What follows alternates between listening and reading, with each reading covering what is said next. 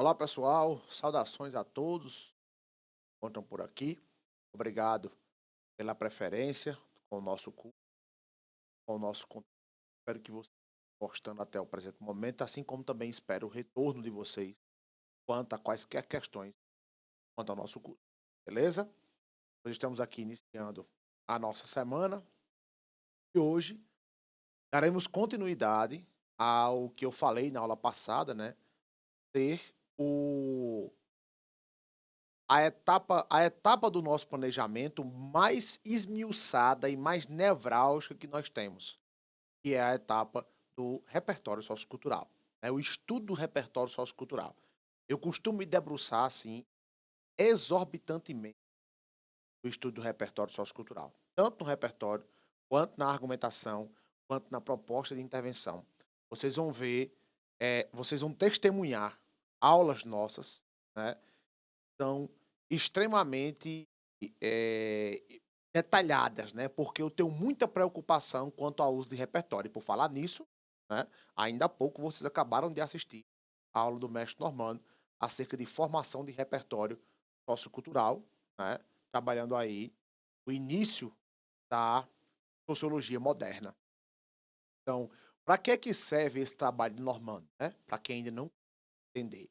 Por que Normando não dá aula só de literatura? Por que Normando não só resolve questões, né, de literatura, de artes e de interpretação de texto, visando ao objetivo da gente melhorar o nosso retrospecto na prova de linguagens?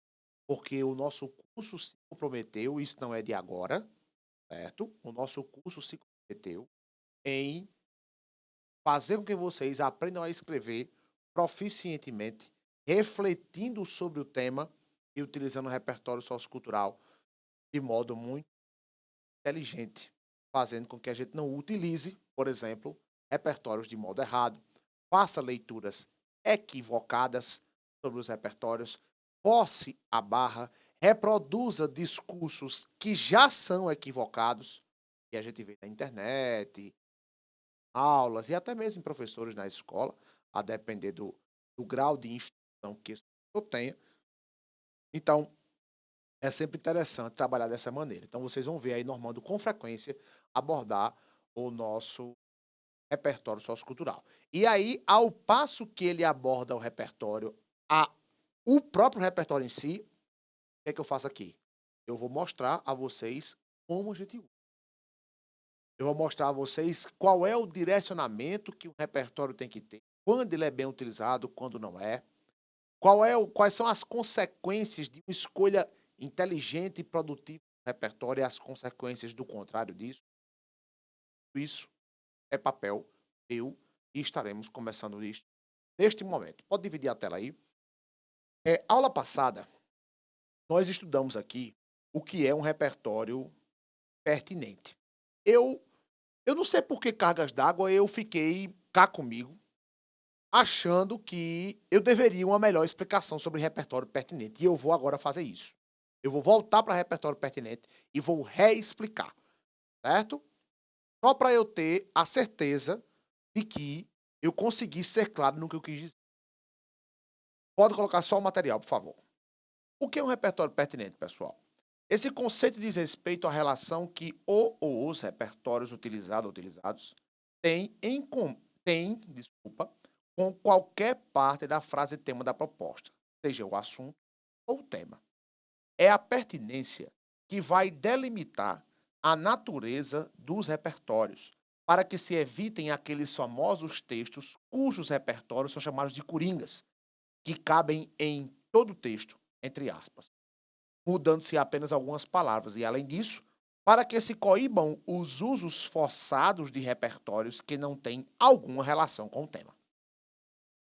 Ademais, um repertório pertinente não é necessariamente um repertório específico e verticalizado sobre o tema, como se o candidato ou a candidata fosse obrigado a ser um ou uma especialista no assunto em questão. Isso pôde ser evidenciado, sobretudo, na proposta de redação do Enem 2018, cuja frase tema foi manipulação do comportamento do usuário pelo controle de dados da internet. Pela análise da frase, podemos constatar que qualquer repertório sociocultural legitimado seria pertinente se pertencesse a alguma área do conhecimento que dissesse respeito a. Pode dividir a tela? Olha só, a pertinência do repertório, ela diz respeito ao fato de o repertório se relacionar do ponto de vista discursivo barra semântico com o que está sendo discutido. Essa relação, ela pode ser direta, certo? Ou pode ser indireta.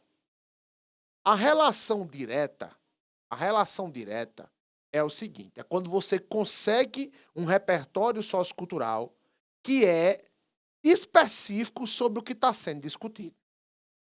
No caso em questão aqui, no tema em questão, que é manipulação do comportamento do usuário pelo controle de dados da internet, se você conseguisse algum repertório que falasse especificamente dessa manipulação, por exemplo, aqueles que estavam no texto motivador.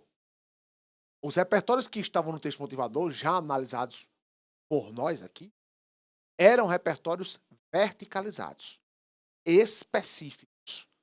Repertório que falavam diretamente sobre o tema que está escrito na sua prova. Só que pense bem comigo. Qual é a possibilidade que existe? Aliás, possibilidade até existe. Mas qual é a probabilidade que existe de você de você ter em mente na hora da sua prova um repertório sociocultural que diga especificamente respeito ao que está ali escrito naquela frase tema? Se isso fosse critério de avaliação, meus amigos, se nós pudéssemos apenas utilizar repertório sociocultural que dissesse respeito especificamente ao tema que está sendo tratado, seria um desastre a prova. E, aliás, seria até injusto, afinal de contas, estamos falando do ensino. Ninguém aqui é obrigado a ser cientista da computação, especialista em tecnologia da informação, ok? Para poder escrever uma redação de Enem. Então, esse repertório, ele é pertinente e verticalizado, específico sobre aquele tema. Aí você se diga, e o outro tipo de repertório é qual? É aí onde vocês entram. O outro tipo de repertório é o repertório pertinente, porém não verticalizado. Ele não é específico sobre o tema. Ele é indireto e a relação entre ele e o tema, quem faz é quem? É você que me assiste. Só que aí é onde está o quebra-mola da história. Porque muitas vezes nessa relação há a forçação de barra, o que torna o repertório não pertinente e muitas vezes improdutivo. São dois critérios diferentes. A gente vai ver daqui a pouco o de produtividade. Quando o repertório é indireto, você precisa ter cuidado para a afinidade da área do conhecimento com o tema ser muito próxima. Porque se for distante, nesse percurso você perde seu texto. Nesse percurso você se perde. E aí termina sem conseguir explicar, como diz a linguagem popular, termina sem conseguir rimar lé com cré. Não é esse o nosso interesse. Agora vamos analisar um caso de repertório pertinente indireto, porque seria perda de tempo de minha parte, trazer aqui repertório pertinente direto, uma vez que não é o que vocês estudam na escola. Ninguém aqui paga disciplina na escola de tecnologia da informação. Nenhum de vocês aqui paga disciplina na escola. Eu vou pegar agora o exemplo do Enem do ano passado, né, do caso do Enem do ano passado realizado este ano, né, sobre o tema dos estigmas sobre doenças mentais. Falar que você tenha assistido uma aula perdida específica, temática, sobre depressão. Inclusive, no nosso curso, ano passado, houve proposta de redação sobre depressão, que tinha como relacionar, porque a mesma causa pela qual a depressão não é tratada ou pouco tratada no Brasil é a mesma causa do tema lá dos estigmas. É o estigma do tratamento. Mas ninguém aqui paga uma disciplina chamada saúde mental. Vocês não estão cursando medicina, vocês não estão cursando psicologia, vocês não estão cursando, sei lá, psicopedagogia, ou não estão cursando Psicanálise. Que são alunos de ensino médio ou egressos do ensino médio e que estudam filosofia, sociologia, artes, literatura, atualidades, biologia, geografia. E essas áreas do conhecimento, sejam elas científicas ou culturais, elas sim podem explicar e legitimar as defesas que vocês querem fazer. É para isso que a gente está aqui. Para ensinar esse tipo de repertório, esse tipo de uso. Vamos para o texto. Bota só o material, por favor. Olha só. Pela análise da frase, podemos constatar que qualquer repertório sociocultural legitimado seria pertinente se pertencesse a alguma área do conhecimento que dissesse respeito a ou ao manipulação do comportamento do usuário. E aí, vamos lá. Quais são as áreas do conhecimento, professor, que eu poderia discorrer sobre manipulação do comportamento do usuário? Qualquer área que falasse sobre manipular comportamento de alguém. Então, você poderia utilizar psicologia, poderia utilizar filosofia, poderia utilizar direito, né? Porque nesse sentido que a gente está discutindo aqui agora, neste momento, né, a gente estaria falando, né, do, acerca do repertório sociocultural da área de psicologia, né? Se fosse viável, se fosse interessante.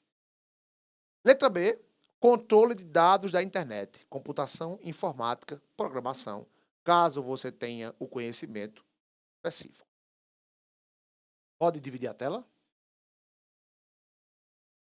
Ó, perceba que absurdo seria exigir que um aluno ou uma aluna, oriundo do ensino médio, tivesse conhecimento específico sobre esse tema. Para começo de história, nem a frase foi entendida numa leitura inicial. Apenas os textos motivadores conseguiam nos esclarecer melhor do que se tratava, naquele tema lá de 2018. Entretanto, justamente após a leitura da coletânea, conseguimos perceber que essa manipulação se tratava de uma falsa ilusão de liberdade. Olha a importância dos textos motivadores, nós já estamos sobre eles. Falsa ilusão de liberdade. Isto é, nós não temos a liberdade de fato de escolher o que nós queremos ver na internet. Os algoritmos são quem nos dizem o que ler, o que comprar, quem escutar, a partir de escolhas nossas em outros momentos. Percebem que isso é muito mais filosófico do que tecnológico? É aí onde está a questão. Você tratar sobre manipulação do comportamento de um indivíduo, aqui no caso chamado de usuário, não é uma questão de tecnologia, é uma questão de filosofia. A gente está falando de privação de direitos, a gente está falando aqui de cerceamento de liberdades. Falar que o âmbito do direito vai estudar isso, mas a filosofia também consegue explicar tranquilamente. Certo? Se você percebeu, então pode deduzir que a filosofia seria uma área do conhecimento que poderia ser utilizada como repertório sociocultural, legitimado e pertinente, para um tema que envolve também aspectos tecnológicos digitais, uma vez que pertence ao menos a uma das partes da frase tema da proposta, a manipulação. Em contrapartida, esse conceito de pertinência de repertório serve, como dito, para excluirmos por completo as possibilidades absurdas de determinados usos.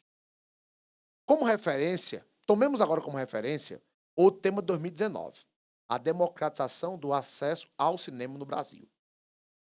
Pela análise da frase, podemos constatar que qualquer repertório sociocultural legitimado seria pertinente se pertencesse a alguma área do conhecimento que dissesse respeito a ou ao. Agora vamos lá.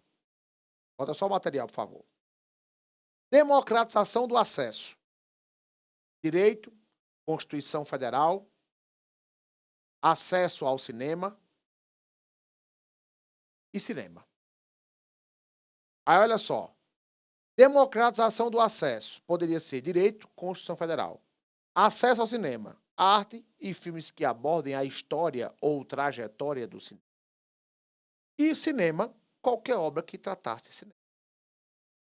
Observe abaixo como um repertório sociocultural legitimado pode não ser pertinente diante desse tema de 2019. Então, não é obrigado. Então, tá? Estão aí as áreas possíveis.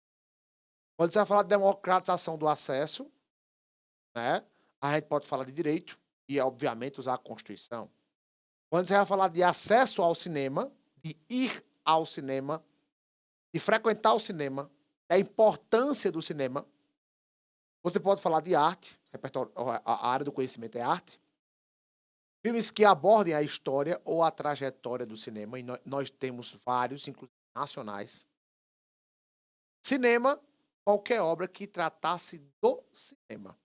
Agora, claro, não é somente pegar a obra. Ah, professor, então se eu pegasse qualquer obra que falasse de cinema, eu poderia utilizar nesta prova, eu estaria amparado, conseguiria cumprir com o critério de pertinência de repertório. Não, não é isso que aconteceria, tá?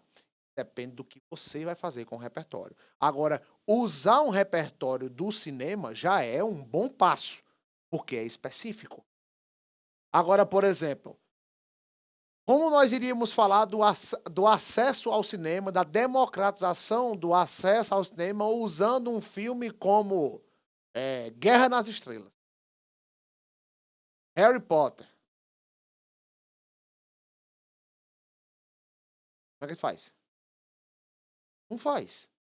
Porque o tema não é qualquer coisa que você já viu no cinema. Tem que dizer respeito ao acesso ao cinema.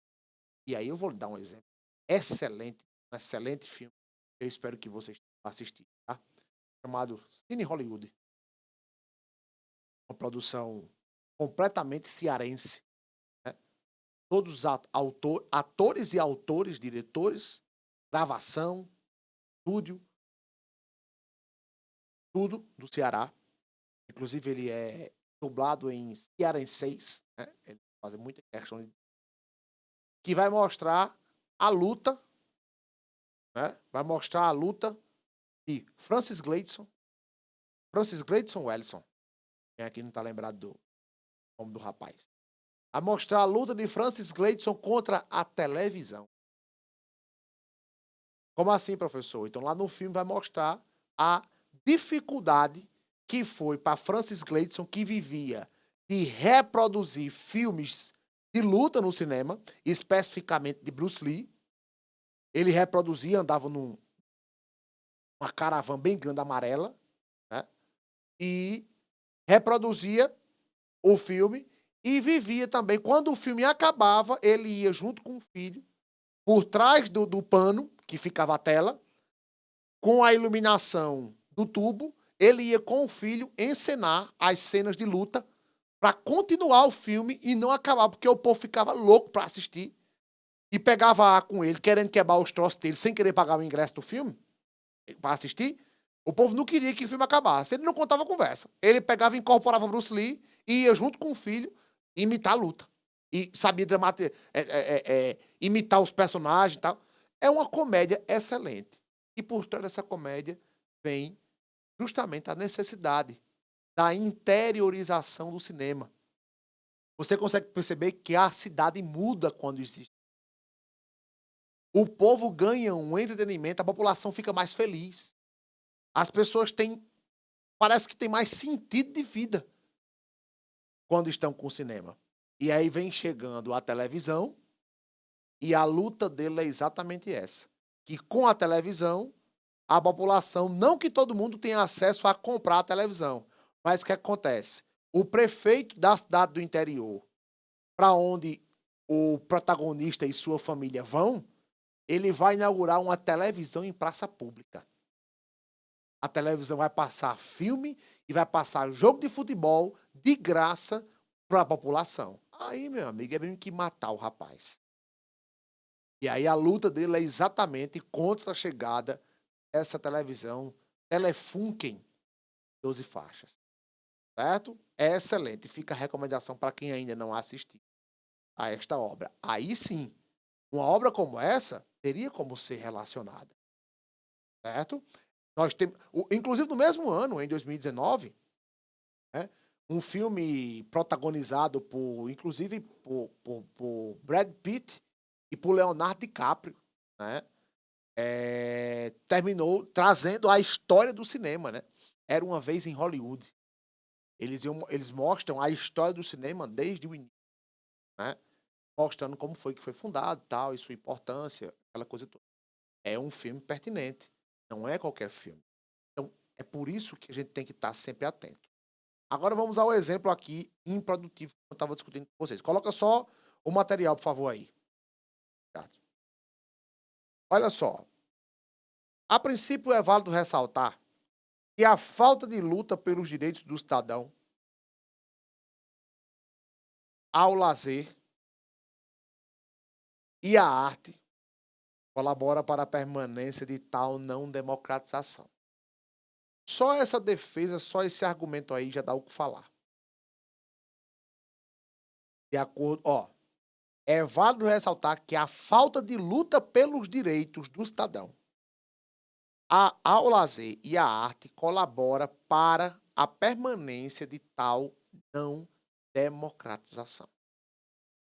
Assim, de acordo com Paulo Freire, a educação deve ser libertadora para que os indivíduos busquem por seus direitos e não sejam oprimidos por um sistema econômico opressor, no caso, o capitalismo. Diante dessa premissa, percebe-se que aqueles cidadãos que não usufruem das salas da sétima arte devem ser educados para reivindicar seus direitos, inclusive o do acesso à cultura, para que sejam retirados da situação de oprimidos, passem a gozar plenamente dessa prerrogativa. Percebam que o repertório aí ele não foi pertinente e muito menos produtivo. Eu não vou falar nem da produtividade, eu vou falar da pertinência. O repertório, a área do conhecimento, educação, não diz respeito a esse tema. Para você fazer um. Lembre-se do que eu discuti ainda há pouco. Lembre do que eu discuti ainda há pouco. A distância entre o que você estava discutindo, entre o seu texto e o seu repertório, precisa ser curta, sendo o repertório indireto. O repertório sendo indireto, a distância entre o que você está discutindo e o repertório precisa ser curta. Por quê, professor? Porque diminui o seu trabalho. Se você tiver de fazer um percurso muito longo para conseguir chegar aonde você quer, você perde-se no meio do caminho. É muito simples acontecer isso. Aqui, o repertório de educação não é pertinente. Porque para você conseguir explicar alguma coisa com um repertório como esse aqui, meu amigo, você tinha que ter muito tempo e muita ideia. E mesmo assim, confesso a vocês que não cola não. Porque a democratização do acesso ao cinema, no caso a falta dela, lembre-se de que a democratização não é um problema. O problema é a falta da democratização. Essa falta de democratização não tem absolutamente nada a ver com reivindicação de direitos. Não tem nada a ver. Tem a ver com, primeiro, um percurso praticamente natural de elitização da arte devido à criação dos shopping centers. Depois, aumento do poder aquisitivo da população das classes A e B, que tem condição de frequentar esses shopping centers, e permanência ou diminuição do poder aquisitivo das classes C e D. Muito embora o ingresso de um cinema não seja lá esse dinheiro do mundo inteiro, né, levando em consideração o preço promocional, etc. Mas o local não é o ideal. Então, o que é que falta? Falta política pública, seção, de, de periferização dessas salas de cinema. Interiorização, eu digo agora, das cidades. E, claro, cinemas gratuitos, com qualidade, para a população. Isso não tem nada a ver com reivindicar direito. Ah, Diego, mas se as pessoas reivindicassem, fossem fazer protestos para reivindicar direito, o direito de entrar numa sala de cinema, o direito de assistir a um filme, vocês acham mesmo que tem um mínimo de produtividade, de senso do comum, pelo amor de Deus? Essa medida de resolução para esse problema, ela é muito mais administrativa, é muito mais popular, é muito mais do Estado do que de reivindicar direitos. Então, E mais, aprender isso na escola, e a escola é quem vai ensinar aos alunos, aos estudantes, a se rebelarem contra o sistema para conseguir acesso a uma sala de cinema. Nossa, eu não estou conseguindo nem explicar como é que isso aconteceria, certo? Então, isso é uma prova clara de que há uma impertinência aí na análise. Tudo bem? Então, voltei para me reexplicar o que eu tinha dito na última aula, porque eu senti que faltou aí um fechamento, um capricho. Vamos embora. Agora, estamos agora diante do nosso tópico novo, né? O que é um repertório produtivo. Beleza? Vamos lá. Muito bem. Dá uma olhada nisso aqui. A produtividade no uso do repertório diz respeito à articulação ou à relação entre aquilo que o repertório representa e o que ocorre no tema em evidência e na realidade contemporânea brasileira. Queremos chamar a atenção para esse termo destacado, porque não houve nem haverá nenhum tema de redação do Enem que não seja relacionado à realidade contemporânea brasileira. Portanto, sempre que um repertório for utilizado, ele deverá se materializar na realidade atual deste país, independentemente da época da qual ele seja. Aula passada, na aula com Ciro, eu dei aquele exemplo lá do Enem, né? Puxei a setinha pro final, tal, ficaram até tirando onda comigo. Eu tinha explicado que o N significava nacional, né? Todo mundo, eu acho que a maior parte das pessoas deve ter entendido que a minha intenção não foi explicar que N significa nacional. Eu quis dizer, e aliás, eu disse, né, eu não deixei subentendido, eu disse claramente que qualquer repertório sociocultural que você escolha, seja ele nacional ou estrangeiro, contemporâneo ou de outras épocas, ele precisa se materializar na realidade contemporânea brasileira. Olha aqui para o quadro. O que é a materialização? Olha, o que é, minha gente, a materialização?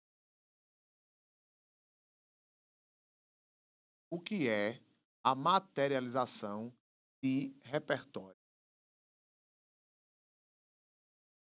Presta atenção. O que é a materialização do repertório? Galera, materializar significa o quê? Significa tornar material. Tornar material, por sua vez, significa tornar plausível, ou seja, tornar tocante, tornar palpável. Olha, materializar um repertório é tornar material. Por exemplo, este lápis aqui, ele era uma ideia. Depois que ele foi confeccionado, ele tornou-se um material, certo? Quando ele se torna material, ele se torna tocante, ele se torna plausível, se torna palpável. Eu consigo tocar nele e vê-lo aqui perto de mim. Agora vamos converter isso aqui, esse exemplo banal deste lápis, vamos converter para um repertório de uma redação nos moldes do Enem. Trocando em miúdos. O que é materializar um repertório numa redação, professor? Muito simples, para não esquecer mais. Significa isso aqui, ó. Exemplificar e relacionar a realidade brasileira.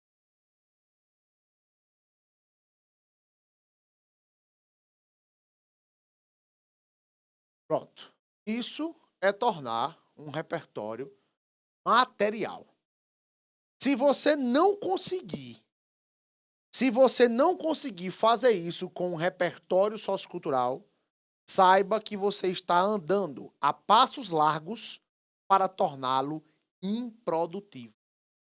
Porque a produtividade não é nada a mais ou nada a menos do que conseguir fazer com que esse repertório apareça e fique visível para a nossa discussão na realidade contemporânea brasileira. Se o repertório não for visível para nós na discussão do tema, ele não é produtivo. Fui claro? Vamos voltar para o material. Olha só, de modo mais didatizado, você deverá responder a seguinte pergunta: o que há nesse repertório que eu quero utilizar que há também de modo semelhante ou diferente na realidade brasileira atual? Isso que houve de comum ou de diferente representa uma categoria de análise, conceito que será melhor detalhado a seguir. Daí, a partir do estabelecimento da categoria de análise comum, você deverá utilizar uma estratégia argumentativa que torne clara que tipo de relação semântico-discursiva você quer manter. Além do mais, é importante ressaltar que qualquer repertório sociocultural deverá ser articulado à discussão, por meio desse recurso que será demonstrado a seguir. Caso contrário, ele poderá ser avaliado em improdutivo, o que impede também que a competência 2 tenha sua nota máxima atingida. Inicialmente, vejamos como um repertório se materializa como produtivo em um tema. Então, vamos olhar como é que há a produtividade de um repertório. O que é que torna um repertório produtivo na prática com um texto? Olha aí. O tema é a problemática da violência no trânsito brasileiro. Vou dar uma aqui no nosso material para tentar melhorar a compreensão de vocês.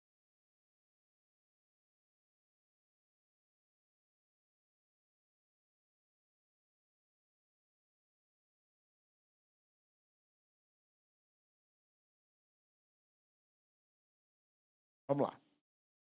Cabe ressaltar em primeiro plano a problemática causada no trânsito pelos motoristas que dirigem mesmo após o consumo de bebida alcoólica.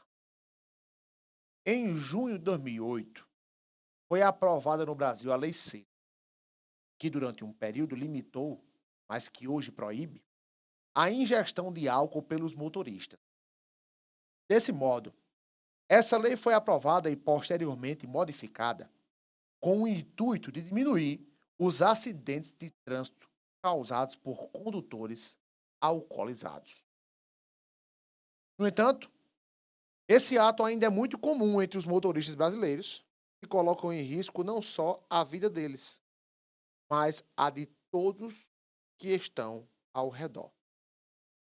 Dados do Ministério da Saúde apontam que o número de mortes em decorrência de acidentes de trânsito teve uma queda de mais de 11% em todo o Brasil após a criação da lei. É possível perceber, de fato, a responsabilidade que essa problemática tem no que diz respeito ao aumento da violência. Vamos analisar com paciência agora. O primeiro trecho sublinhado foi o repertório sociocultural legítimo, escolhido pelo texto para tentar explicar a realidade em que o Brasil se encontra quanto à violência no. Entretanto, somente a escolha do repertório não é suficiente para que ele seja autoexplicativo. É preciso mostrar o que, nesse repertório, materializa-se na realidade brasileira contemporânea para que ele se torne de fato produtivo. Isso ocorre por meio do trecho em negrito, quando, pela estratégia argumentativa da oposição, marcada por no entanto, o texto contraria o repertório sociocultural apresentado, a lei seca, que visa a coibição ou a diminuição do ato de dirigir sob efeito de álcool e, portanto, uma atitude benéfica ao comportamento do cidadão brasileiro na contemporaneidade, que Embora haja a lei que pune, permanece com a mesma atitude. No penúltimo período do parágrafo em análise, há também uma demonstração de produtividade de uso do repertório, a partir do momento em que o repertório utilizado serve de exemplificação para a realidade anteriormente citada. Dessa forma, verificamos que os usos acima realizados se configuram como produtivos, uma vez que houve uma relação do que o repertório estava dizendo com o que a situação brasileira atual demonstra. Olha só,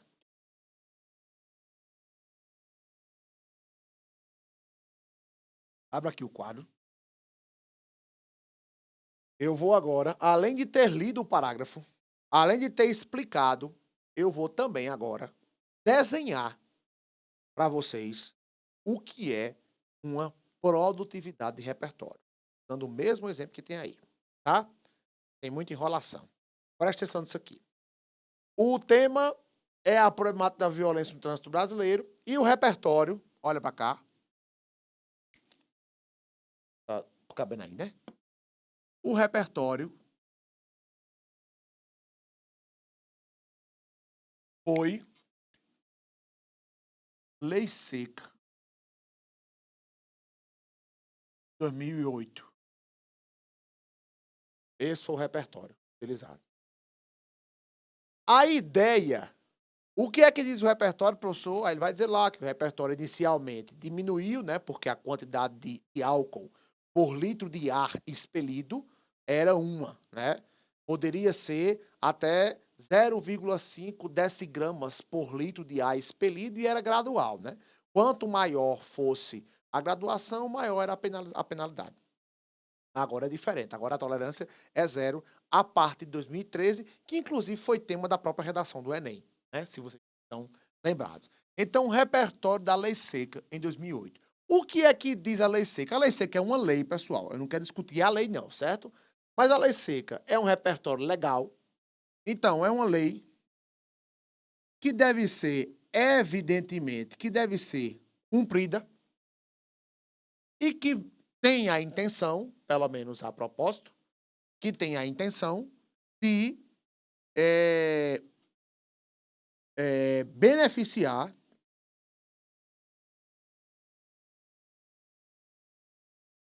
a vida do cidadão, preservando-a. Vou parar por aqui. Beleza? Então tá aqui. Isso aqui foi o repertório utilizado. Como eu havia dito a vocês, isso aqui não quer dizer nada. Isso não explica nada. Aqui não tem autoria. O mérito que você tem aqui é ter mobilizado o repertório, ter trazido para cá. Isso é apenas uma dissertação. Aqui não tem argumentação. Aqui não tem produtividade. Aqui só tem repertório legitimado.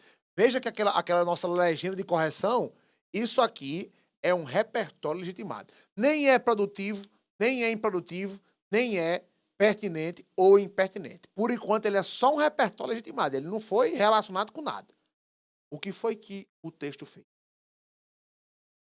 A lei diz isso. A lei diz isso. Está aqui do tamanho do mundo.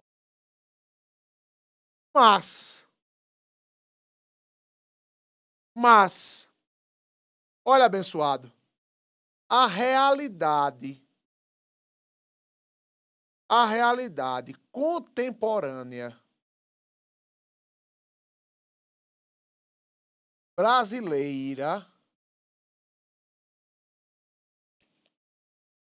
não é assim. Pronto.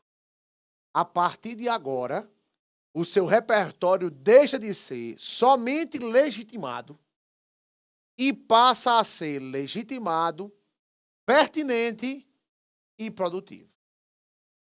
Só que ainda falta coisa aqui, viu? Pra gente terminar. Mas só com essa jogada aqui, só com essa, olha a palavra, olha a expressão que resume isso aqui. Isso aqui a gente chama relação argumentativa. A gente vai estar isso daqui a pouco. Isso aqui é uma relação argumentativa, marcada por esse mas, é uma relação argumentativa de oposição. Repara que no material, eu disse, é para ter a relação semântico-discursiva que vai ser mantida entre o que diz o repertório e o que é a realidade contemporânea brasileira. É você quem diz. Professor, eu sou obrigado toda vez a usar oposição? Não, não tem nada a ver coisa com a outra, não. Você vai manter a relação que você estiver conseguindo visualizar. Aqui no texto em questão, a relação visualizada foi a de oposição, podia ter sido outra. Certo? Que a gente vai, inclusive, conhecer essas outras. Então, a realidade contemporânea brasileira não é assim. O que foi que o texto fez mais, professor, para completar o raciocínio? Ele pegou, ó, essa opinião aqui, ó, que isso aqui é uma opinião, e desenvolveu a partir da pergunta por quê? Por que que a realidade contemporânea brasileira não é como diz a lei seca? Aí ele foi e trouxe exemplo. Porque as pessoas, os condutores ainda insistem em dirigir embriagados, provocando acidentes, descumprindo a lei e ocasionando, evidentemente, perda de vidas, ações e assim por diante. Ok? Estamos entendidos aí o que um repertório precisa ter para ser produtivo? A existência do repertório por si não explica absolutamente nada. Tá certo? Alguém tem alguma dúvida? Quer perguntar alguma coisa? O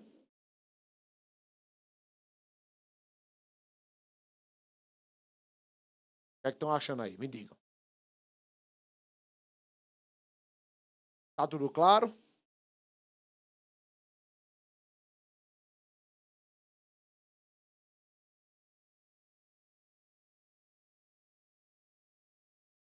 Que bom.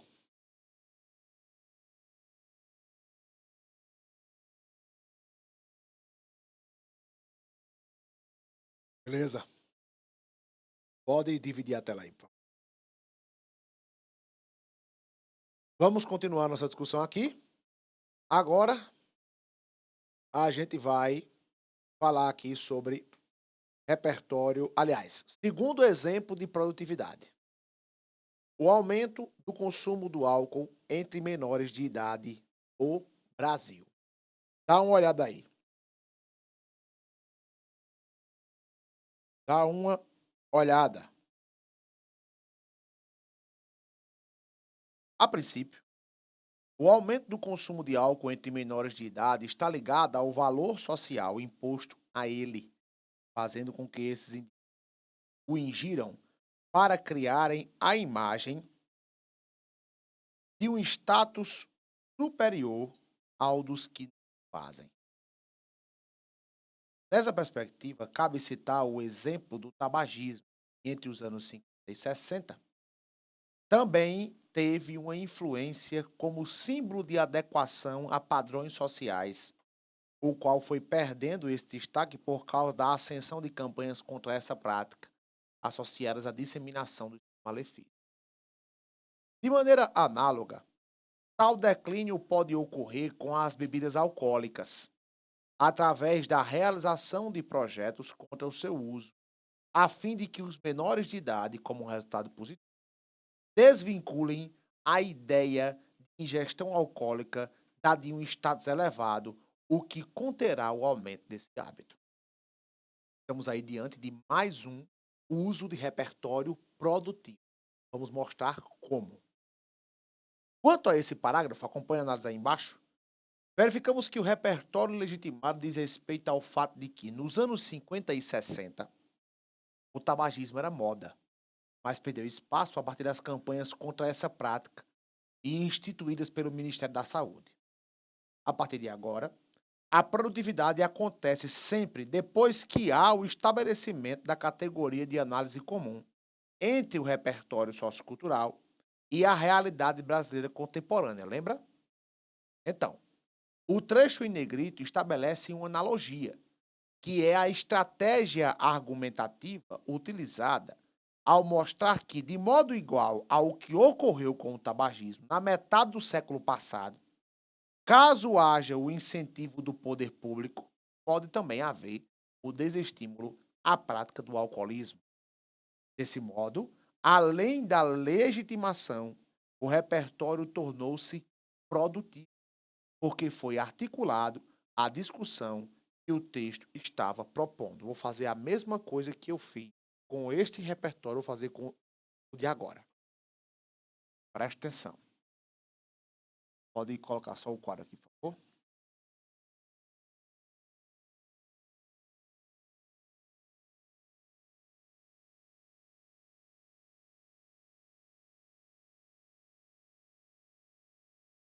Olha só. O repertório aqui foi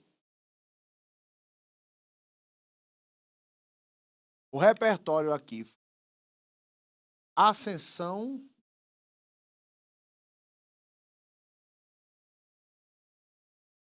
do tabagismo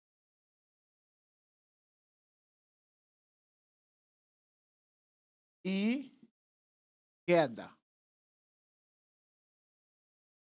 a partir do poder público.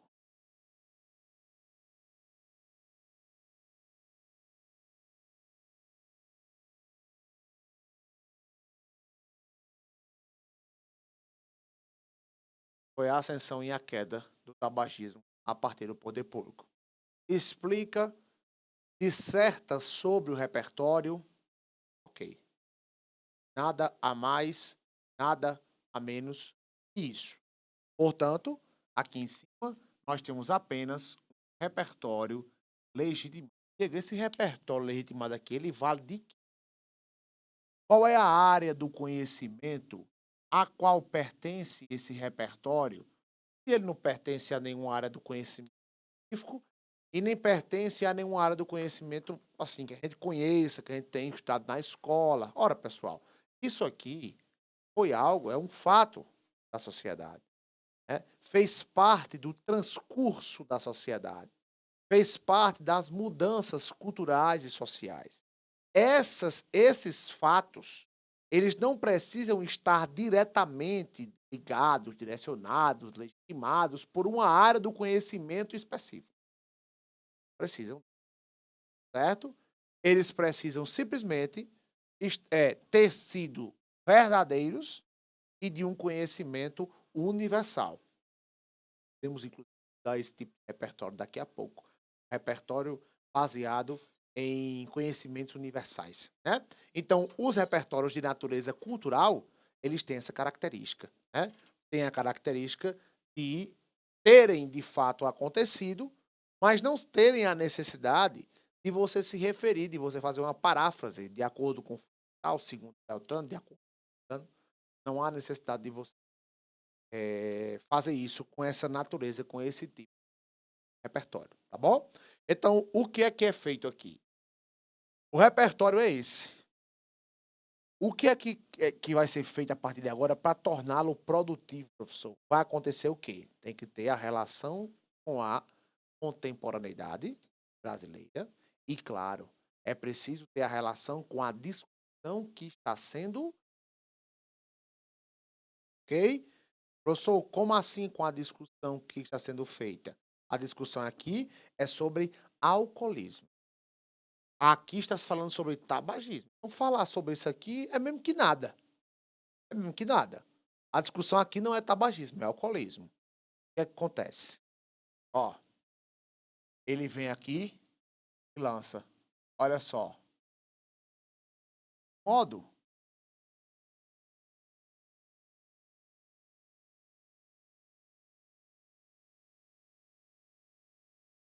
de modo análogo ao que houve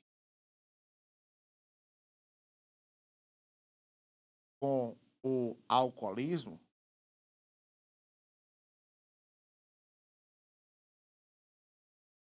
presta atenção. Ó, de modo análogo ao que houve com o alcoolismo. Dá para perceber de cara aqui qual é a relação argumentativa, não dá? A relação argumentativa aqui vai ser o quê? Vai ser de comparação,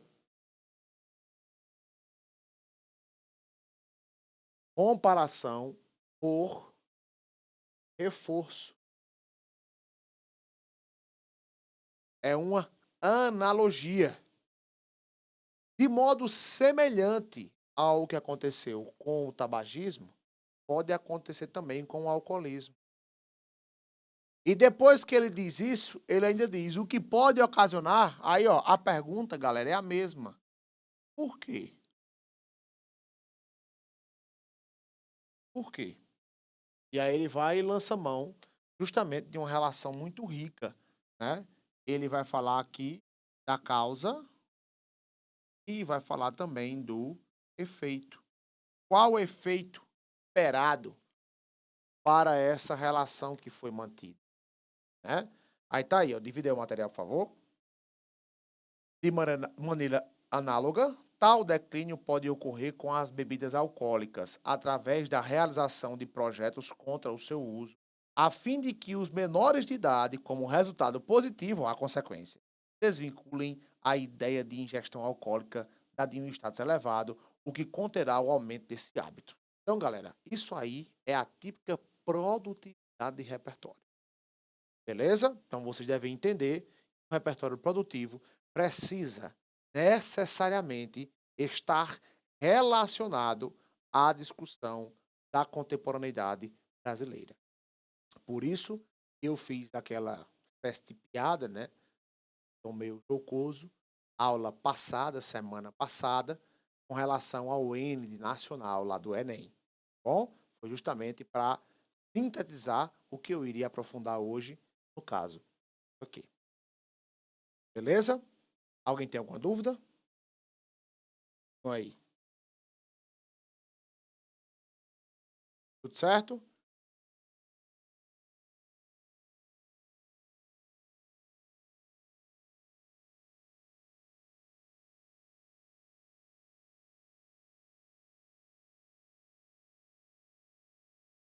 Espero que sim.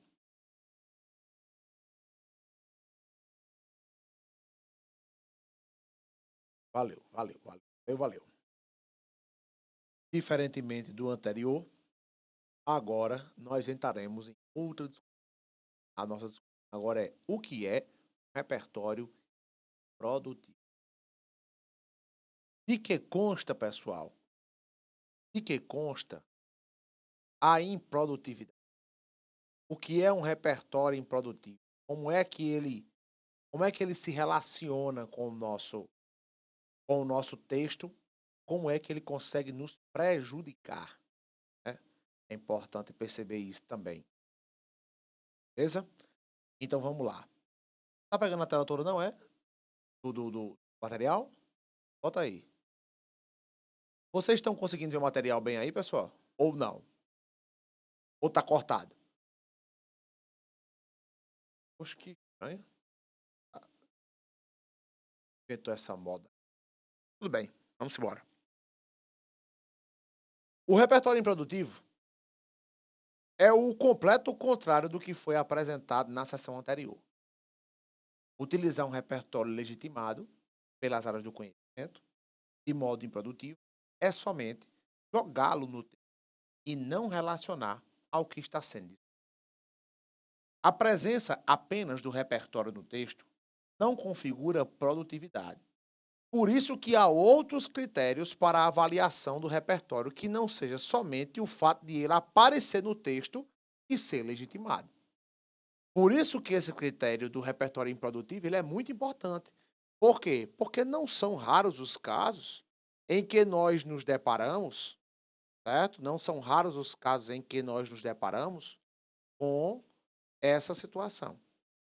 Se a presença, apenas a presença do repertório for suficiente para avaliar,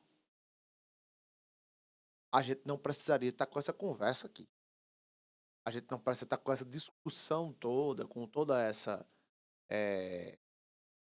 com toda essa preocupação com as relações argumentativas. Não tinha necessidade disso, mas não é assim.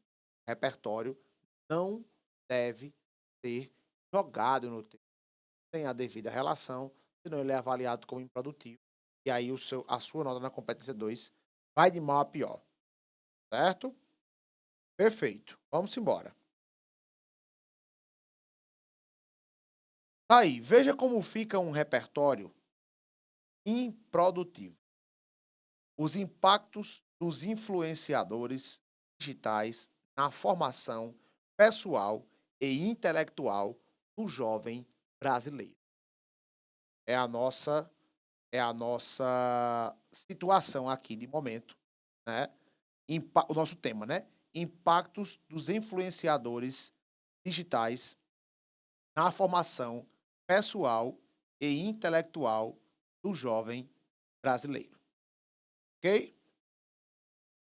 Em segundo momento, também, há a parte do influenciador. Muitas vezes não tem o controle do que faz, sendo apenas manequim de diversas empresas. Como visto na série da Netflix Black Mirror, o protagonista se vê revoltado com diversos problemas na sociedade e expressa então suas opiniões. Porém, no final do episódio, mostra que, mesmo sendo contrário a essas ideias, ele acabou se vendendo para que empresas usassem sua imagem, mostrando claramente como muitas vezes é superficial a vida do influenciador. Observem o texto sublinhado. Ele é a exposição do repertório que deveria legitimar e dar produtividade ao parágrafo, não era? Mas percebam o que houve. O repertório foi exposto e, ao término, o parágrafo encerrou sem haver nenhum tipo de relação com o que estava sendo discutido. A partir de agora, ficam as seguintes perguntas para este parágrafo: qual a relação que existe entre o que viveu o personagem de Black Mirror e o que vive o digital influencer brasileiro? Galera, volta aqui no quadro. Presta atenção aqui. Vou fazer a mesma analogia com isso aqui, só que com a improdutividade. Beleza? Aqui é exemplo de produtivo. Agora vou dar exemplo de improdutivo aqui. Nesse mesmo esquema aqui que eu acabo de fazer.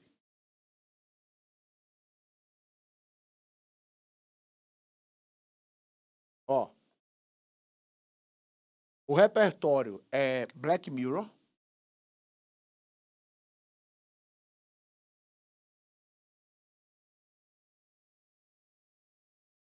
E aqui, especificamente, ele faz referência a um protagonista que vive expressando suas opiniões, né?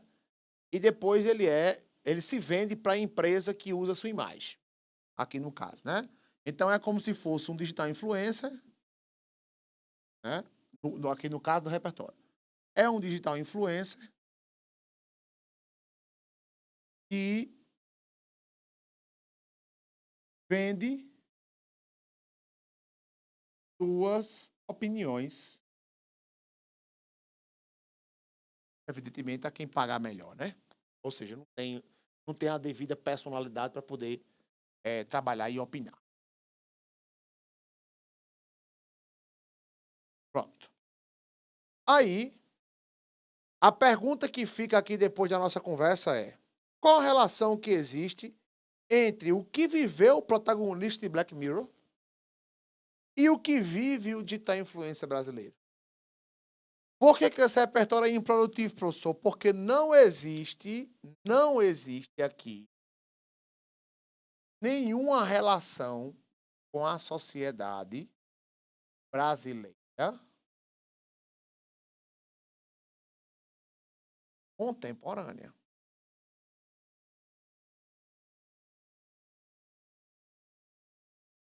Não existe nenhuma relação. O que é que tem nesse repertório de Black Mirror que se mostra aqui na nossa sociedade de modo igual ou de modo diferente? Se tivesse dito pelo menos isso, já configuraria minimamente uma produtividade. mas nem isso aconteceu. Perceba que o parágrafo encerra com ele dizendo assim, mostrando claramente como muitas vezes é superficial a vida de um influenciador. E o que é que isso tem a ver com a influência desses influenciadores na vida pessoal e intelectual do jovem brasileiro cristão? Qual é a relação que existe? Não responde. Olha a pergunta número 2. Divida aí o material. Como se comporta um influenciador digital, manequim de empresas, aqui no Brasil, igualmente ao da série? Professor, de onde danado o senhor tirou essa expressão manequim de empresas? Texto dele. Tá aí. Em segundo momento, também há a parte do influenciador que muitas vezes não tem um controle do que faz, sendo apenas o manequim de diversas empresas. Então, quem é aqui no Brasil? Qual é o perfil do influenciador digital manequim de empresas? E mais, meus amigos, pelo amor de Deus, olha o tema. Impactos dos influenciadores digitais na formação pessoal e intelectual do jovem brasileiro. O principal não está dito. Qual é o impacto que esses influenciadores digitais exercem na vida do jovem brasileiro? Ou seja, parágrafo de desenvolvimento perdido. Ok? Está entendido até aí também? Olha só. Imaginem agora se essas perguntas tivessem sido respondidas. Pois é, o repertório teria se tornado de fato produtivo. Analisemos outro exemplo. Vamos para outro exemplo. A priori, é preciso analisar quais são as ações humanas que causam problemas ao meio ambiente. Dentre elas, destacam-se a produção em larga escala do lixo e, além disso, o descarte em locais inapropriados. No documentário Oceanos de Plástico, produzido pela Netflix, é retratado como a poluição causada pelo plástico afeta os oceanos. De acordo com os pesquisadores envolvidos na produção, em 2050, haverá mais plásticos do que peixes no oceano.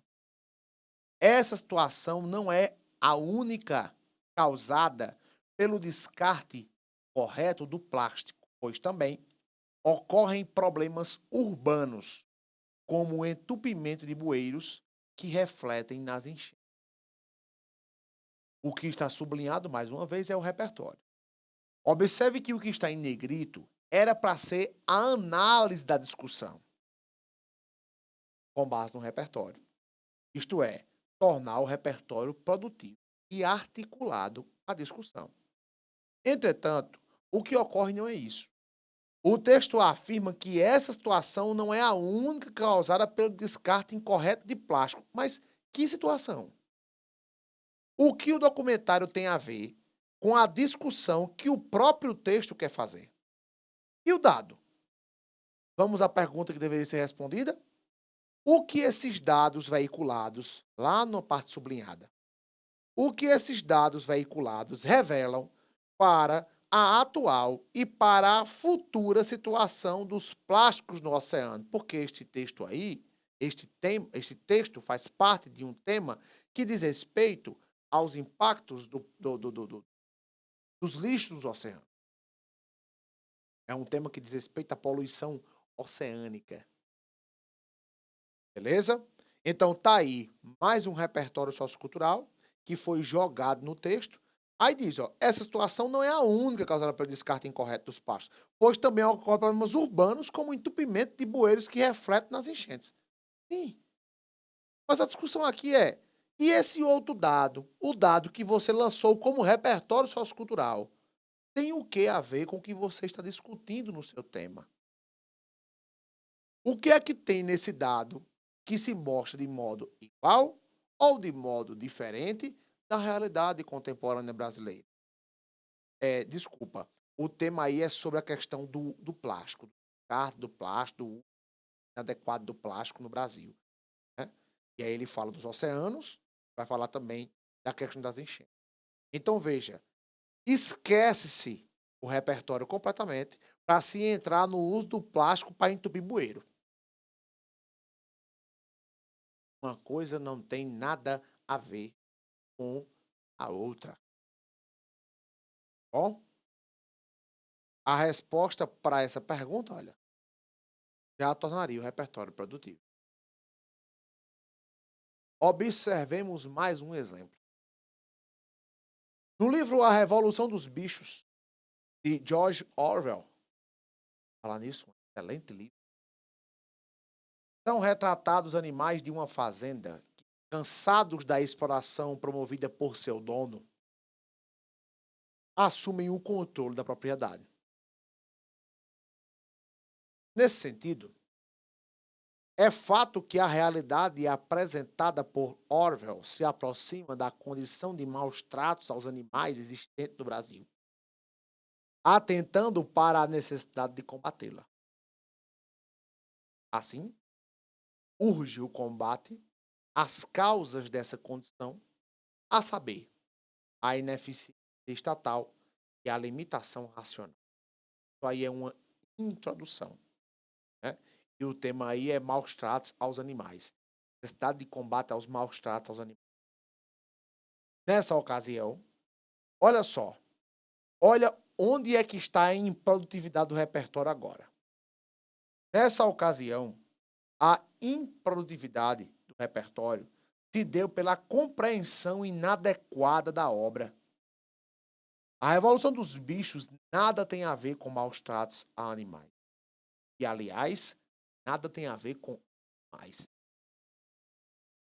Essa obra é uma distopia em que se cria um cenário de uma fazenda em que um grupo de animais revolucionários toma o poder dos donos humanos de uma fazenda e organiza um regime igualitário e justo no local. Animais são utilizados como metáforas de humanos, uma vez que a obra é uma fábula. Queira ou não, portanto, interpretá-la como sendo uma espécie de militância contra os maus tratos aos animais é uma inferência não autorizada. Então, a Revolução dos Bichos não tem nada a ver nem propriamente com animais.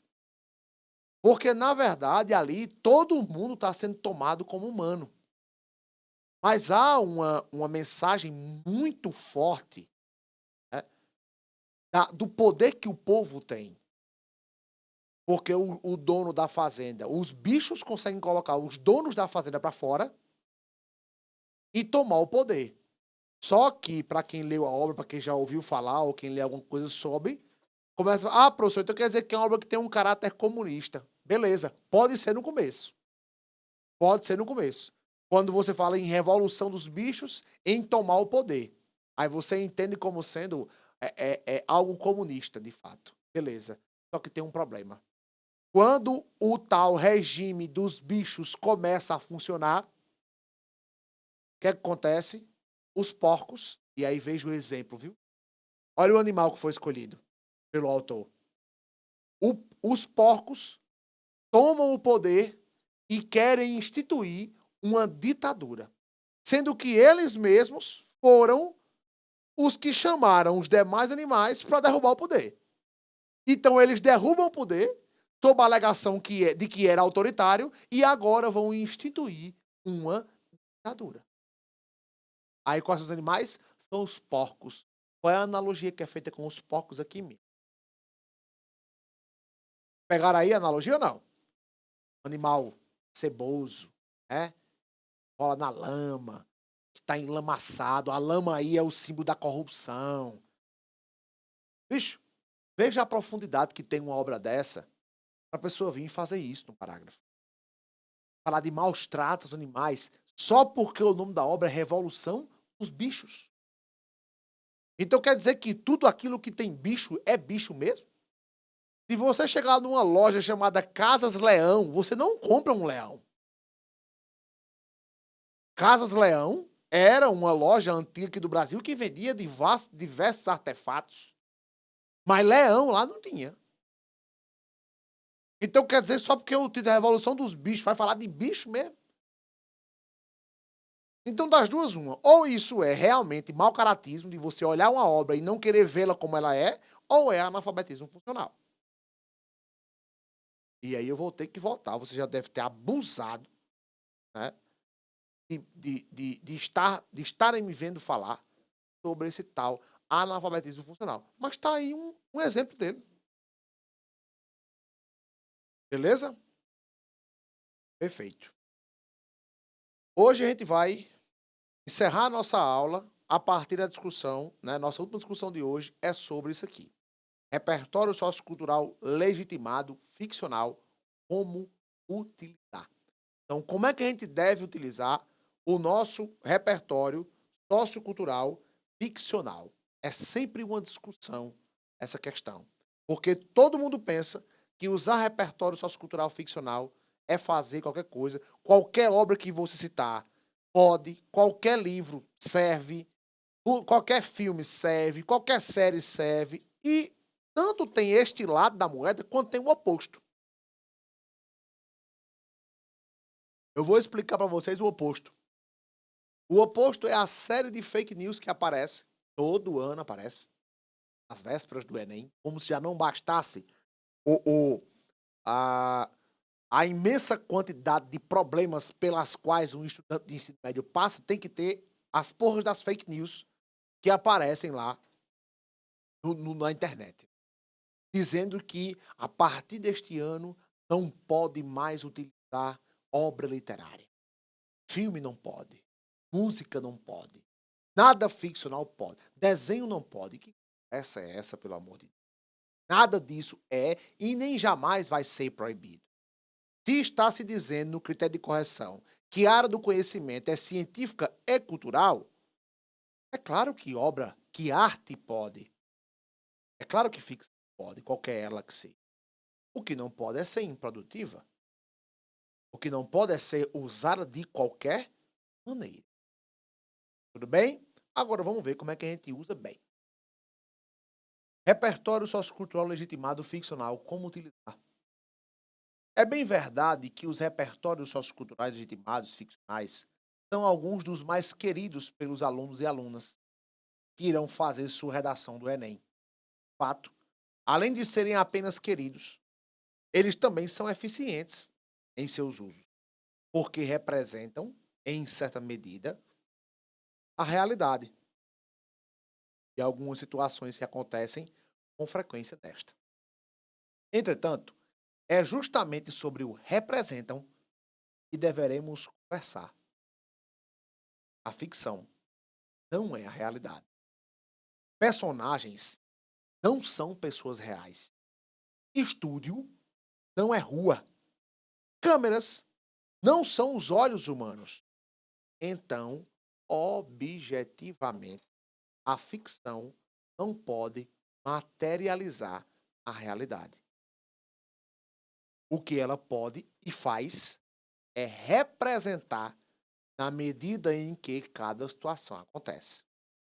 A partir disso, tenha em mente que, para um uso eficiente de repertório ficcional, é preciso transpô-lo para a realidade. A partir de agora, vamos ver como se deve e como não se deve usar um repertório ficcional. Preste atenção.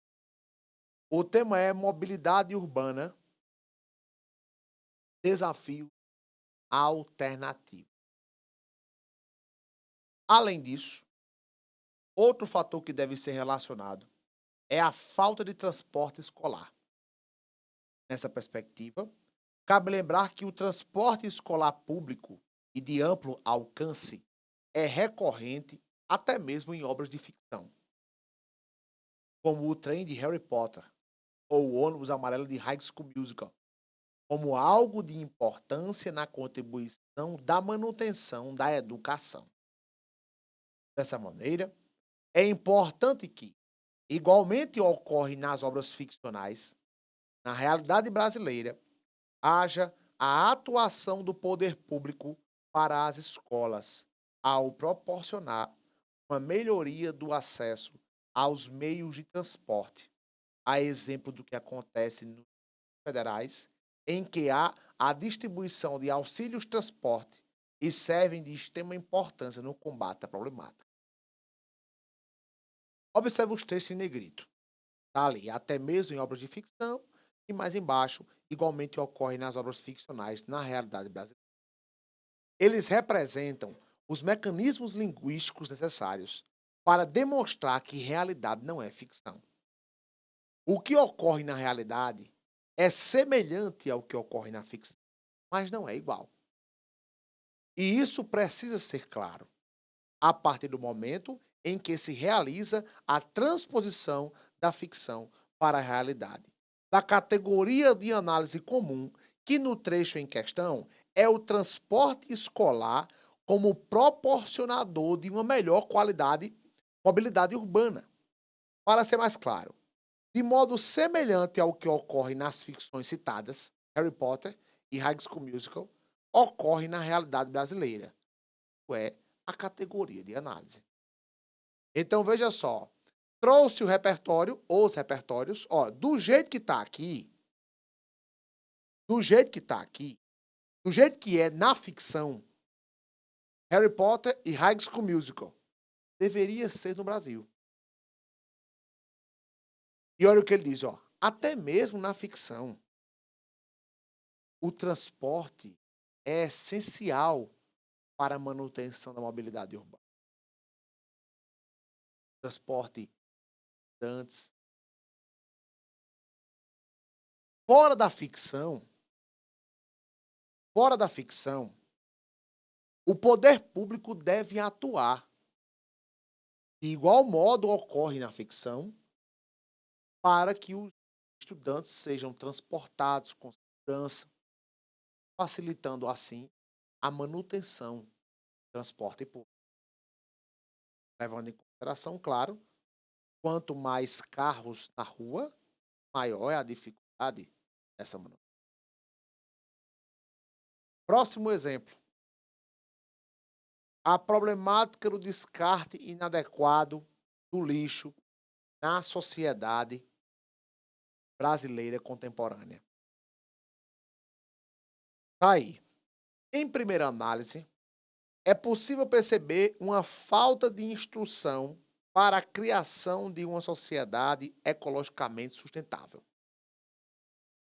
Seguindo essa linha de raciocínio, a animação Wall-E, criada pela Disney Pixar, retrata a história da humanidade após depositar grandes quantidades de lixo na Terra, sendo necessário deixar o planeta e passar a viver em uma gigantesca nave, por não ser mais possível sobreviver na atmosfera terrestre.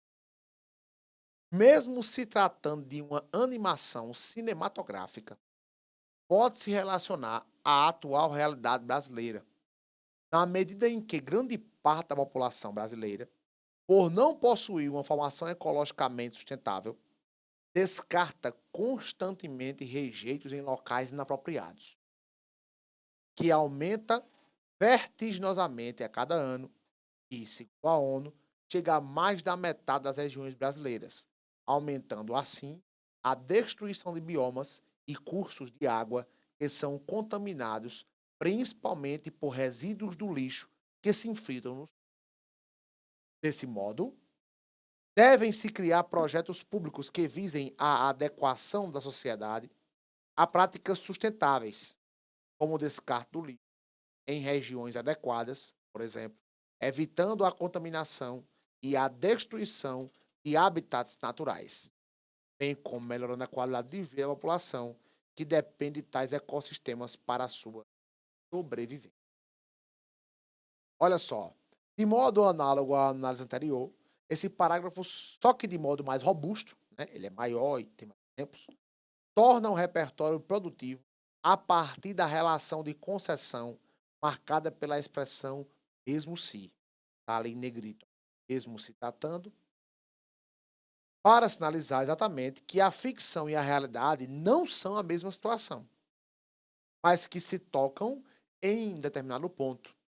A falta de formação educacional que há na animação também ocorre na realidade brasileira. A partir daí, segue a análise com a exemplificação da realidade do nosso país. Perceberam que, independentemente de o repertório ser ou não ficcional, a categoria de análise precisa existir? É ela quem vai demonstrar que você está racionalmente analisando algo. Então tá lá, ele trouxe o Wall-E, né, a obra cinematográfica, a animação, e a pergunta que fica é a mesma: o que é que tem na obra que na sociedade brasileira contemporânea se materializa do mesmo modo ou de modo diferente? Quem vai dizer qual é o modo, quem vai dizer qual é a relação argumentativa é você, de acordo com o percurso que você vai querer determinar. E não sou eu que digo isso, não. Porque o que tem que acontecer, independentemente da circunstância, o que precisa acontecer, independentemente da circunstância, é o fato de a categoria de análise comum ser expressada, tá bom? Aqui abaixo nós temos uns exemplos, né, de algumas dicas de repertório ficcional devidamente utilizados. Aí tá aí, ó, filmes da Walt Disney adaptados das HQs Marvel. Aí tá aí, ó, tema: crescimento demográfico. Obra Vingadores Guerra Infinita. Aí tem aí, em Guerra Infinita, o antagonista Thanos exprime seu objetivo de salvar o universo, exterminando metade de toda a vida existente nele. Embora tenha caráter ficcional, essa fala se ajusta com a realidade na medida em que corrobora com a teoria demográfica de Malthus, segundo a qual a explosão populacional causaria fome, doenças e pobreza. O personagem fictício faz evocar memórias de práticas ditatoriais ao longo da história, como o Holocausto, nas quais o genocídio fora a solução apresentada pelo Estado. Então, ó o que está de azul aí. Embora tenha caráter ficcional, essa fala se ajusta. É disso que a gente precisa.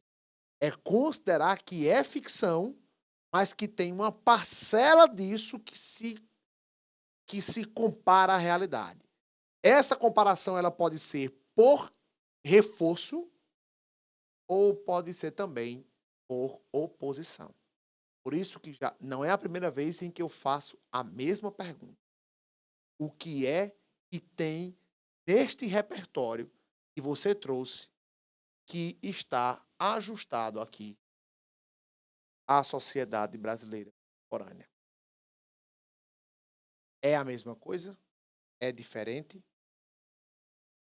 Você vai usar uma relação de oposição? Você vai usar uma relação de equidade? Não importa, mas a pergunta precisa ser. Vamos ver o próximo exemplo. Os efeitos do imperialismo. Pantera Negra. No filme Pantera Negra, da Marvel Studios, o herói vive em Wakanda, grande potência afrofuturista, onde tecnologia avançada, tradições.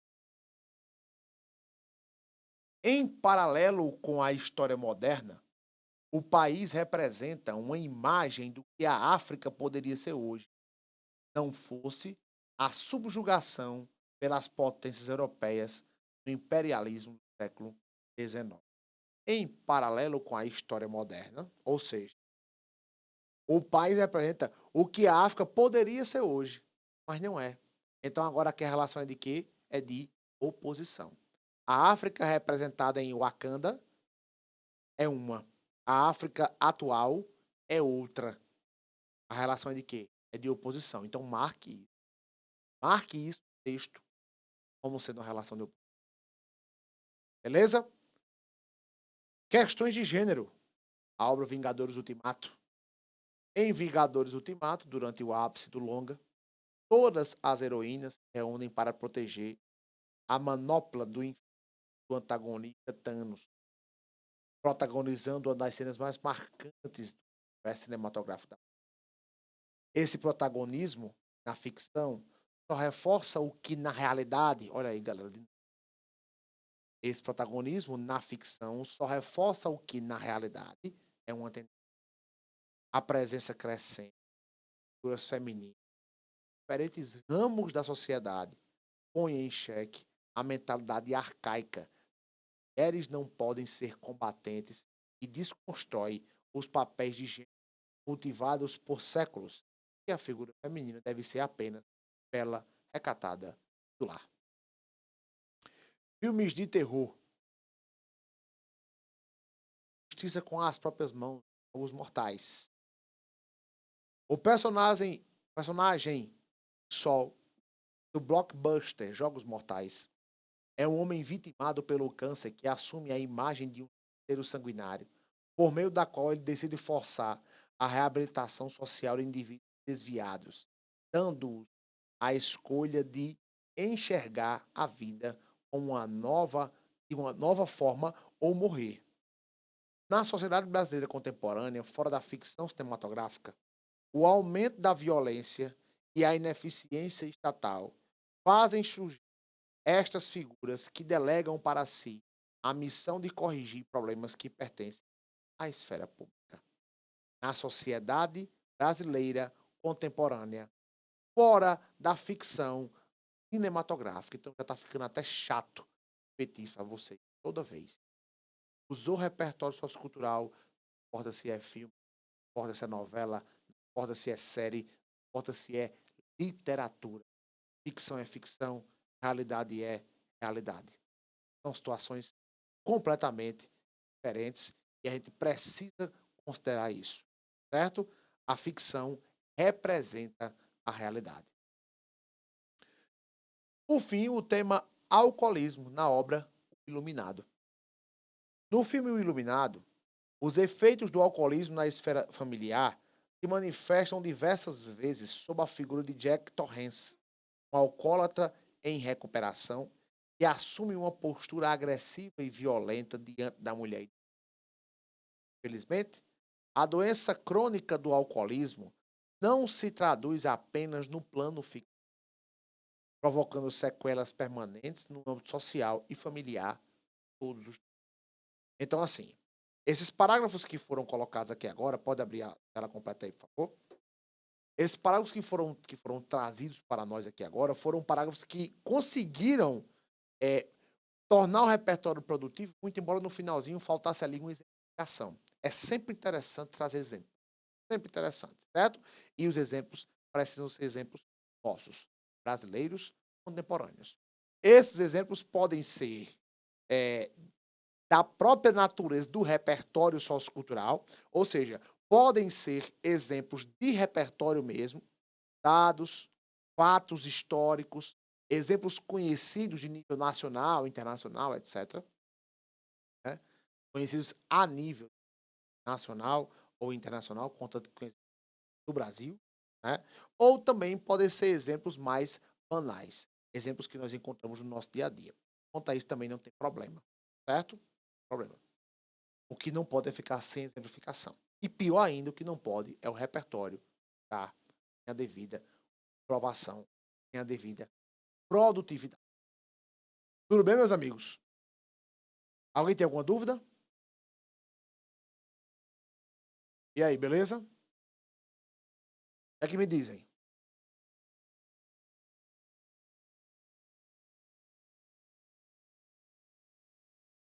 Natália, houve uma proposta dentro do desenvolvimento, mas não foi uma proposta de intervenção completa. Nós iremos conversar um pouco sobre isso, né? Isso é uma estratégia argumentativa interessante, principalmente para temas, né, em que há assim, a necessidade do combate, medidas para combater tal coisa, né? Quando o tema é desse jeito, é bom, é interessante, não é obrigatório, nem é a única possibilidade, que haja a que haja a elucidação dos caminhos, né, que devem ser tomados para resolver tal problema e que vão ser retomados lá na conclusão, beleza? Então, assim, Essa estratégia é uma estratégia interessante e pode acontecer, contanto que na proposta de intervenção seja retomada a mesma medida, tá?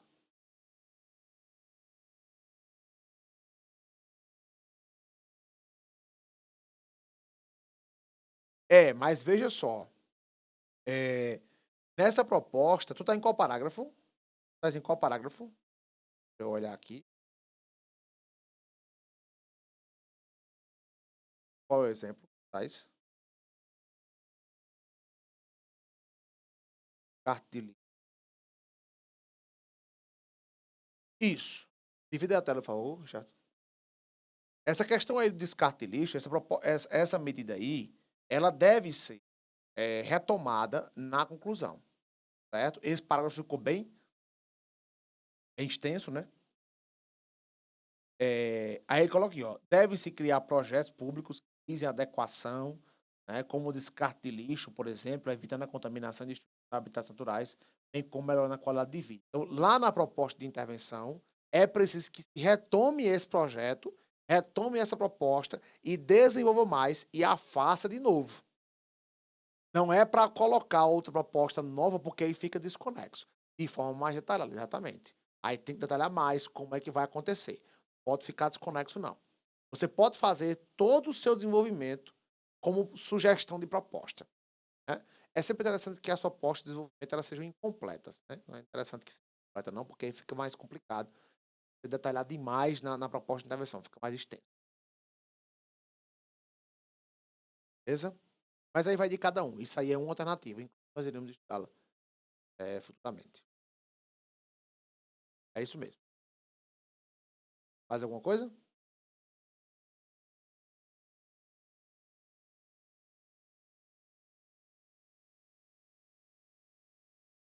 Tudo bem aí? Ok. Pode abrir a tela toda. Então, minha gente, por hoje nós encerramos aqui a nossa apresentação. Muito obrigado aí pela presença de todos vocês, pela paciência. Espero que tenham gostado e nos colocamos à disposição para eventuais dúvidas. Ok? Um abraço aí para vocês. Tarde ou a depender. Aqui, ó. Tamo junto. Até mais.